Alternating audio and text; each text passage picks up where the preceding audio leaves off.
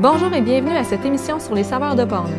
Aujourd'hui, on vous parle du marché public de Saint-Raymond et on vous présente le fier propriétaire de l'entreprise Aux Petits Fruits du Dragon, M. Denis Dragon.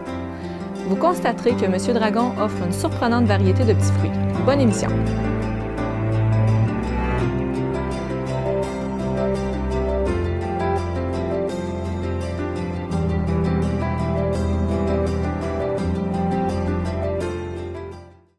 Bonjour, je m'appelle Denis Dragon et bienvenue aux Petits Fruits du Dragon.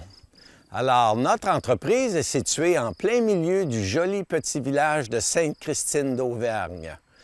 Alors, nous sommes des producteurs de petits fruits, comme le nom vous le dit bien, et nous allons vous faire visiter nos champs.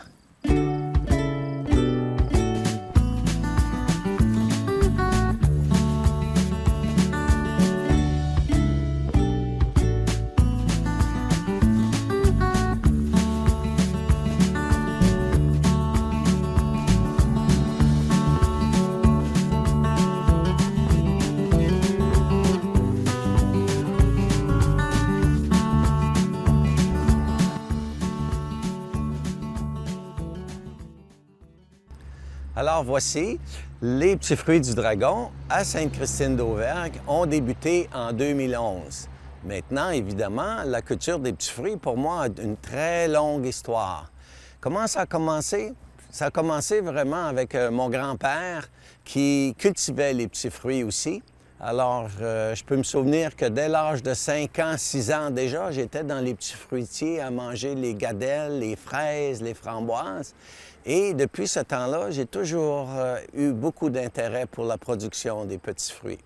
Alors, au travers des années, j'ai cultivé des petits fruits dans différents sites, incluant même dans l'Ouest canadien.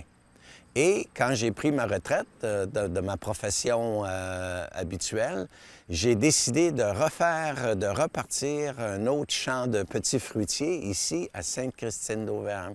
Donc, ceci est arrivé en 2011.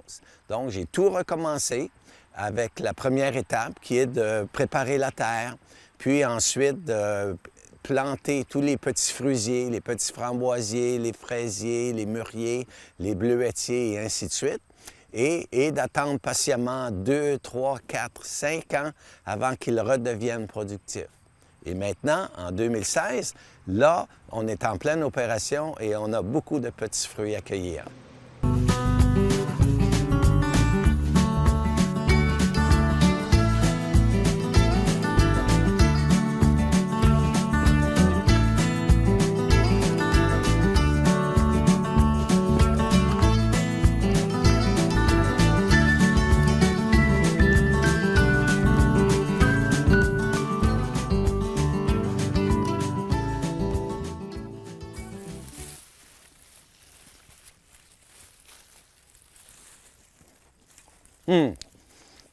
Alors ici, aux Petits Fruits du Dragon, notre spécialité principale, c'est la framboise.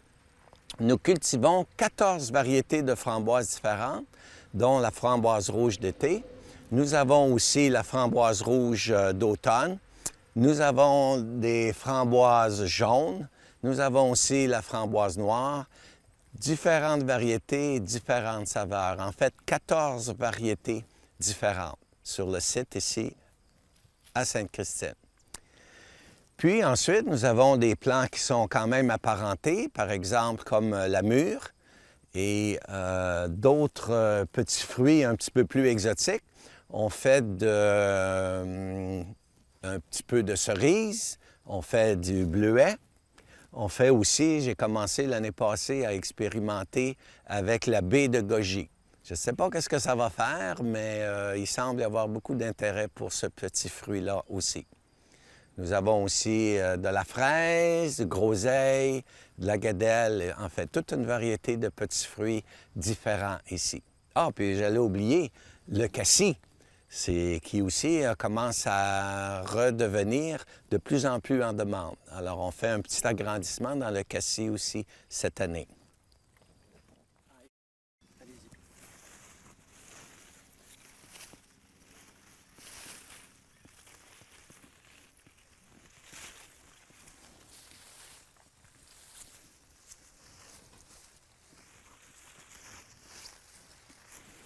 Alors, les voici, les cassissiers.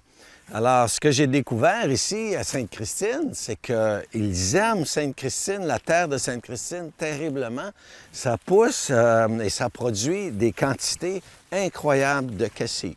Et là, ça tombe bien, cette semaine, c'est la semaine du cassis. Donc, vous pouvez voir le petit fruit, un petit fruit rond, un petit fruit noir, même qu'il y en a des fois qui appellent ça la gadelle noire. Et puis, c'est un petit fruit merveilleux, rempli d'antioxydants, de vitamines, très, très fruité, avec lequel on peut faire plein de choses, comme de la gelée, des confitures, du coulis, des sirops. On peut les manger même tout à fait comme un petit fruit frais, mais quand ils sont très mûrs. Sinon, c'est un petit goût amer quand c'est pas mûr. En fait, comme n'importe quel petit fruit. Ah! Merveilleux, sont à point. Je ne sais pas si vous voulez goûter, vous aussi, là. Et puis, il y en a beaucoup cette année. Alors, je remarque que de plus en plus de gens recherchent ce genre de petits fruits. Et puis, dans Portneuf, le cassis, il n'y en a pas beaucoup. En fait, peut-être je suis le seul producteur de cassis dans Portneuf. Donc, vous êtes bienvenus à venir en cueillir ici, à Sainte-Christine. Alors, ben voilà. Donc, je m'agrandis à chaque année. J'en plante de plus en plus parce que la demande est vraiment grandissante. Beaucoup d'Européens, les Français particulièrement, adorent les cassis. Puis aussi les personnes qui les ont connus avec leur grand-mère et puis dans l'ancien temps, on cultivait et on mangeait beaucoup le cassis. Puis ça a été un petit peu oublié, puis là ça redevient en demande. Voilà pour le cassis. Oui.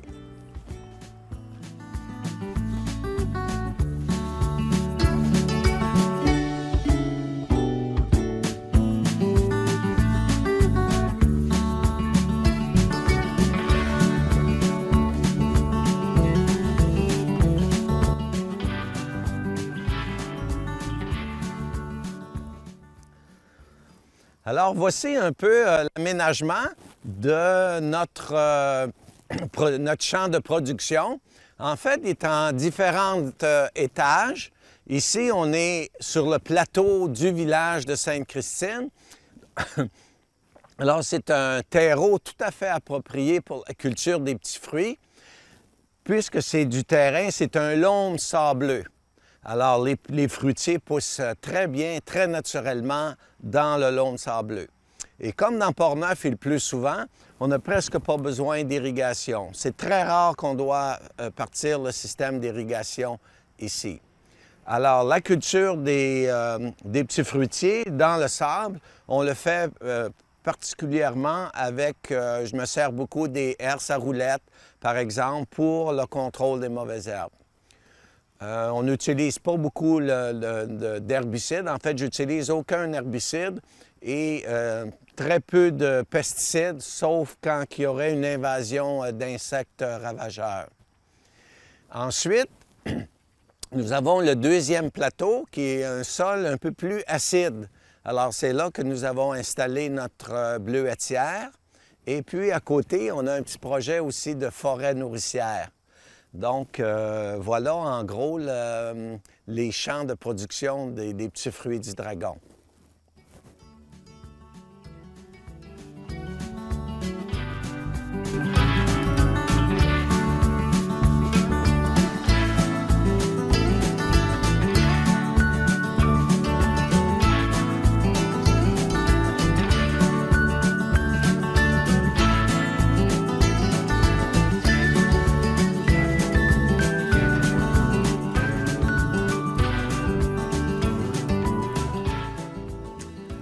Alors, voici, je vais vous expliquer un petit peu des techniques qu'on utilise ici pour favoriser la production des petits fruits.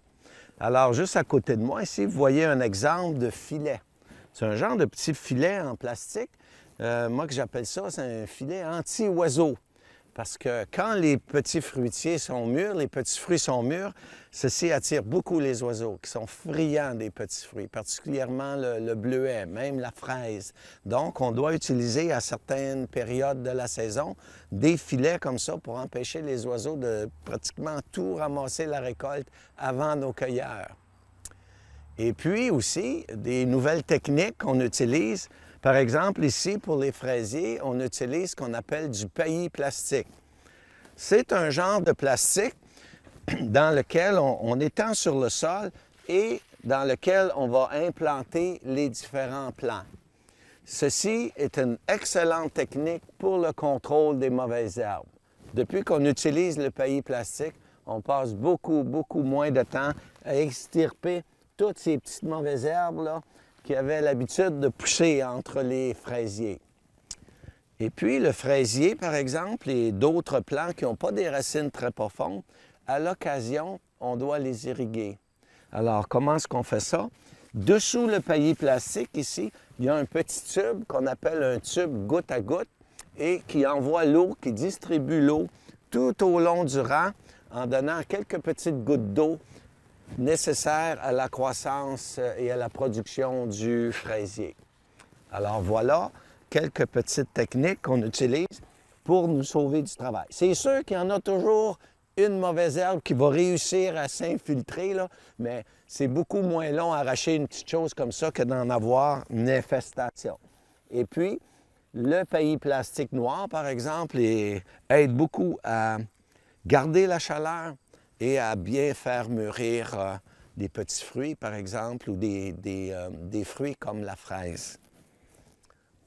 Alors voilà, en gros, quelques petites techniques que nous utilisons ici. Peut-être une dernière observation. Vous allez remarquer que nos fruitiers sont toujours sur des petites buttes, même les fraisiers. Et puis la raison pour ça, c'est que les fruitiers n'aiment vraiment pas avoir les racines, les pieds dans l'eau. Alors il faut toujours s'assurer que l'eau, l'excès d'eau, puisse s'égoutter, s'éloigner des racines. Alors vous remarquerez dans les images, tous les fruitiers, sans exception, sont toujours sur des butons pour cette raison-là. Alors voilà, en gros, les éléments que nous utilisons, les techniques que nous utilisons pour la production de nos petits fruits ici.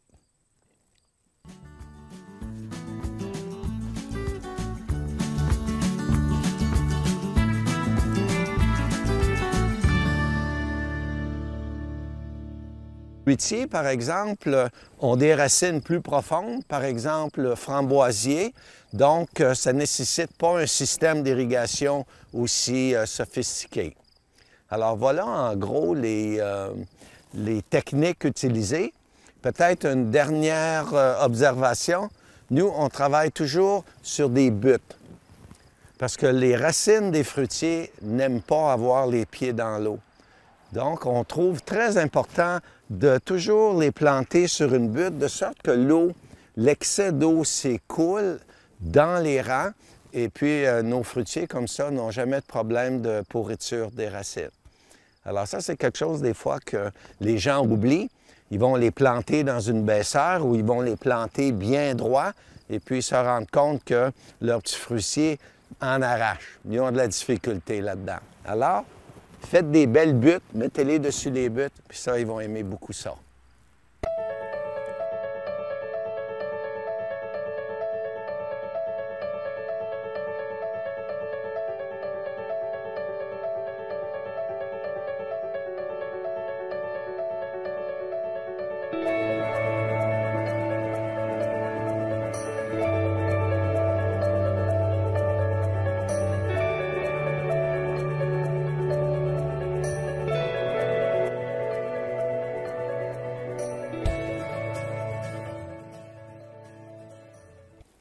Alors voici comment vendons-nous nos petits fruits ou comment rendons-nous nos petits fruits accessibles aux consommateurs. Alors depuis, disons, 2 ans au moins, ici dans Portneuf, il y a un phénomène très intéressant des marchés publics. Il y a celui qui est très connu à Deschambault, puis récemment celui de Saint-Raymond de Portneuf, puis nouveau de cette année, même celui de Pont-Rouge. Et puis, il y en a d'autres. Il commence à en avoir plusieurs dans Portneuf. Alors, nous, c'est une expérience vraiment intéressante de prendre nos petits fruits ici à Sainte-Christine, puis d'aller les vendre dans ces différents marchés publics-là. Ça nous permet de rencontrer les gens, ça nous permet de répondre à leurs questions sans qu'ils aient à se déplacer ici même à la ferme. Alors, ceci convient, je crois, à une très grande partie de la clientèle. Par contre, il y en a d'autres qui veulent absolument venir les cueillir eux-mêmes, les choisir eux-mêmes. Alors, évidemment, vous êtes invités à venir ici, à Sainte-Christine, au lieu de production, cueillir vos petits fruits. Alors, nous faisons aussi, nous offrons l'autocueillette pour les gens qui veulent les cueillir eux-mêmes. Puis, il y a des gens aussi qui les réservent d'avance, des fois même 1 an d'avance, par exemple pour le cassis ou des petits fruits un peu plus spécialisés. Donc, nous avons des jeunes dans le village, des cueilleurs que l'on peut embaucher. Ils vont venir dans le champ, vous cueillir vos petits fruits et vous préparer vos paniers. Puis, vous pouvez tout simplement venir à la ferme ici, les chercher sans avoir à passer du temps pour les cueillir. Alors, voici en gros les 3 méthodes que nous utilisons pour rendre nos petits fruits accessibles aux clients.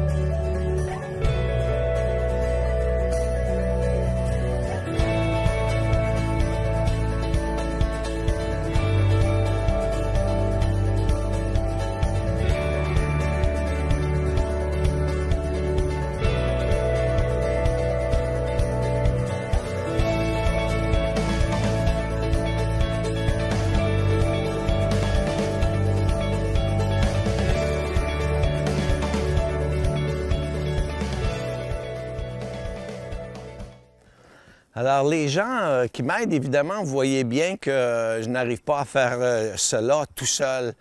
Alors, où est-ce que je trouve de l'aide et des appuis? Bien, je trouve de l'aide et des appuis, par exemple, certains membres de ma famille s'intéressent au projet que je fais ici, donc ils viennent me visiter.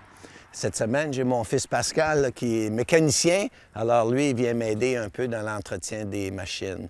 J'ai des voisins aussi, très habiles en différents domaines, soit dans la menuiserie, dans l'électricité, dans la plomberie. En fait, il y a beaucoup d'éléments pour faire fonctionner une opération de culture des petits fruits, puis je n'ai pas tous ces talents-là. Moi, la seule chose que je sais faire, c'est produire des petits fruits. Alors, j'ai besoin d'aide comme ça, puis je dois dire que la culture des petits fruits amène de très bonnes personnes pour venir m'aider. Il y a les jeunes ici, dans le village de Sainte-Christine, dont certains s'intéressent beaucoup à ce qui se passe ici. Alors, viennent travailler, soit désherber, ramasser des petits fruits, m'aider dans certains autres travaux.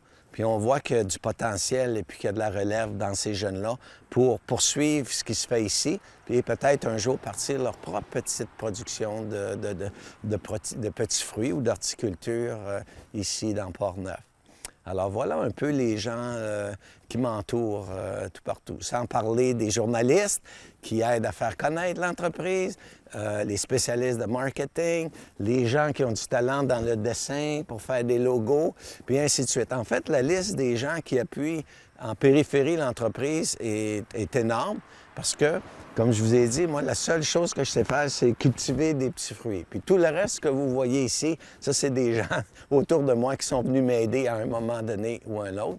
Puis ce qui est très intéressant, c'est que des fois, il y a des gens qui rentrent ici, qui viennent me voir, puis je n'ai aucune idée du talent qu'ils ont, puis ils viennent proposer une amélioration à l'entreprise, et puis ça fait grandir l'entreprise, puis ça la rend aussi très belle. Par exemple, j'ai une dame qui est très bonne dans les annuelles puis les vivaces. Alors, elle vient prendre un peu soin des fleurs, ce que j'ai pas le temps de faire moi-même. Alors, c'est pour ça qu'on essaie de rendre quand même le lieu un peu plus joli avec des fleurs qui ne produisent pas des petits fruits.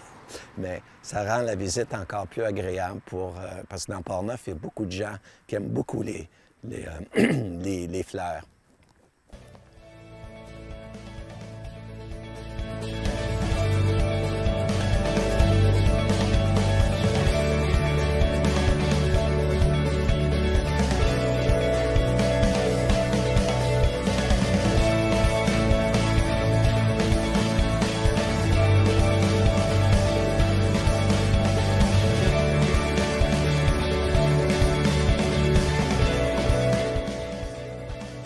Alors, un autre exemple de collaboration ou d'appui à la culture des petits fruits, alors, puis qui est très importante, c'est nos petites travailleuses, nos abeilles.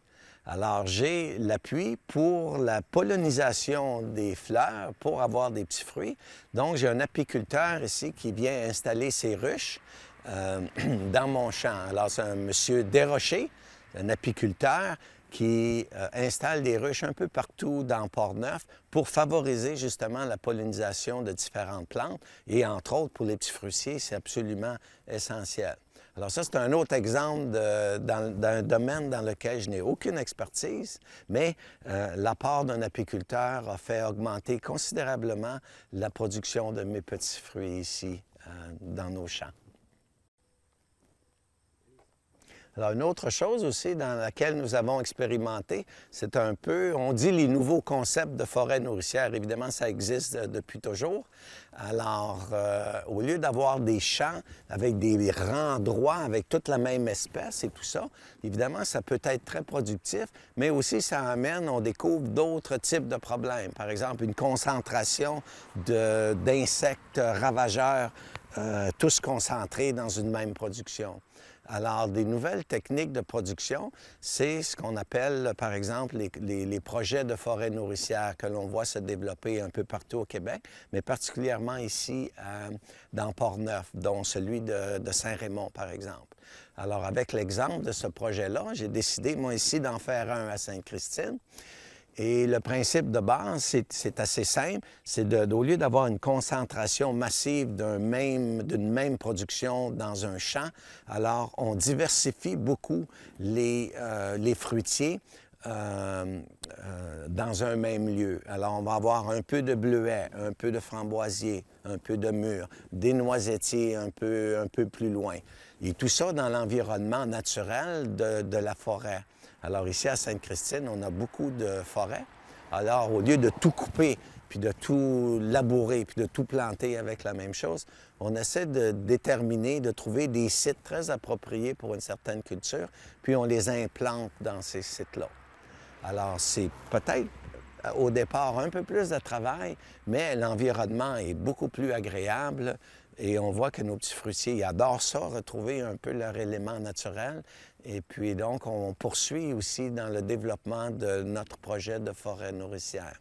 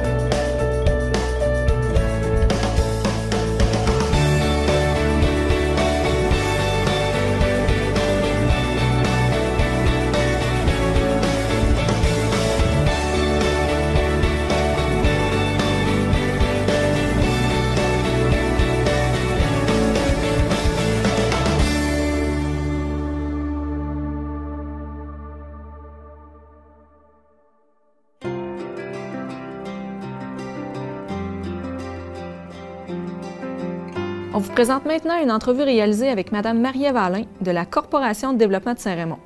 Elle nous présente le marché public de Saint-Raymond.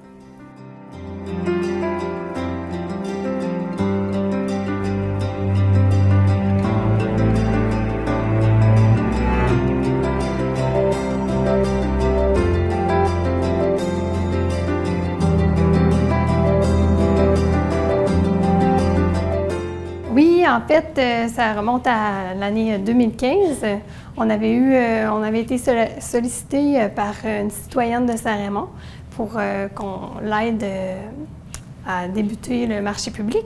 Cette personne, c'est Véronique Lajeunesse, qui est encore aujourd'hui une personne très présente au marché. Elle nous aide beaucoup, puis on est très content de l'avoir dans l'équipe.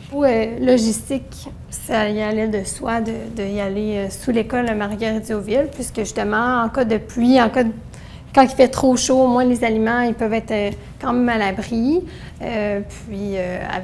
Au niveau de l'électricité, qui est quand même un élément important, des fois les gens disent « Ah, pourquoi c'est pas en milieu du centre-ville? » puis tout ça, mais dans le fond, ça prend une certaine logistique, dont l'électricité, puisque certains marchands en ont besoin. Puis c'est le meilleur endroit sous l'école Marguerite-Diouville pour faire cet événement. En fait, en 2015, on a commencé avec 4 dimanches. L'intérêt a tellement été important par la population qu'on l'a ramené en 2016 pour 10 dimanches. OK. Et là, donc, à chaque semaine, vous avez un certain nombre de commerçants. C'est à peu près la moyenne, c'est quoi? En moyenne, ça varie, là, mais pour l'été 2016, là, on a eu 17 marchands, un total de 17 marchands, dont 10 permanents et 7 occasionnels. Chaque dimanche, là, il y a quand même un bon nombre de visiteurs qui sont présents, mais parfois la température fait changer les choses. En fait, nous, au marché public, on a des tables. Les gens louent une table qu'on sort le matin et en fin de journée, on resserre. On n'a pas de chapiteau, donc ça enlève beaucoup de gestion à ce niveau-là. On le voit là, avec le marché public de Pont-Rouge, des Chambeaux. C'est quand même on n'y pense pas, mais c'est une lourde logistique à ce niveau-là, là, de monter, démonter. Heureusement, les marchands nous donnent un coup de main. Chaque marchand va chercher sa table dans le camion. Puis par la suite, quand il a terminé la journée, il va le reporter. C'est déjà beaucoup de logistique de moins. Quels sont les commentaires là, depuis ces 2 années-là des gens? Parce que j'imagine que vous devez prendre au moins quelques commentaires. Oui, on apprend régulièrement. Les gens sont contents. Pour être là à tous les dimanches, là, je vois des gens de façon régulière. Ils sont là à tous les dimanches depuis que le marché a débuté. J'ai même parlé avec des marchands. Il y en a un marchand qui est présent aussi à Pont-Rouge, puis il est dans l'organisation à cela Pont-Rouge. Puis il me disait qu'il voyait des gens qui y vont le samedi et le dimanche également. Donc, c'est des gens réguliers qui viennent chercher des produits, par exemple, dans un autre marché, une variété de produits qu'on ne retrouve pas nécessairement à notre marché à nous. C'est ce qui conclut l'émission d'aujourd'hui. On vous retrouve la semaine prochaine. On parlera d'alcool et on vous présentera le vignoble Domaine des Trois Moulins. Merci et à bientôt.